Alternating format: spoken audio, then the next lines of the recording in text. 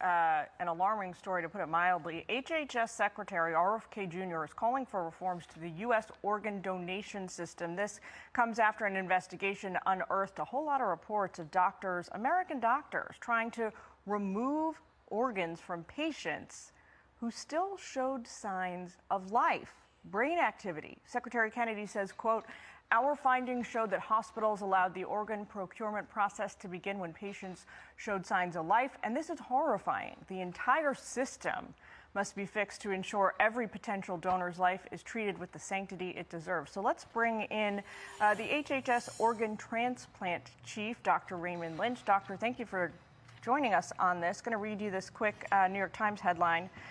Doctors were preparing to move their organs.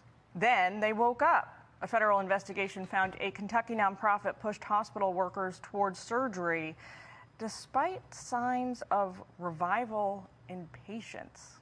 Does this shock and horrify you as much as it does a layperson like me to hear? Yeah, I think everybody has a right to expect better from the system than what we saw in our investigation. To not be murdered, essentially. Well, to have your organs harvested.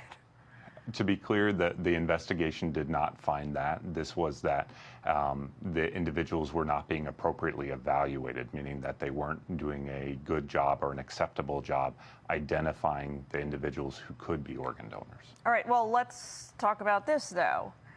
The study that your organization carried out found at least 28 patients may not have been deceased at the time organ procurement was initiated.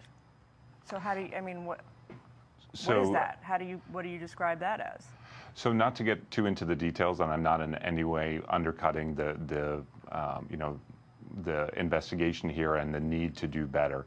But what we found in our investigation was that those 28 individuals did not have a time of death, meaning that, again, this organ procurement organization, the group that the federal government pays to do this work, it was finding individuals who did not go on to pass away.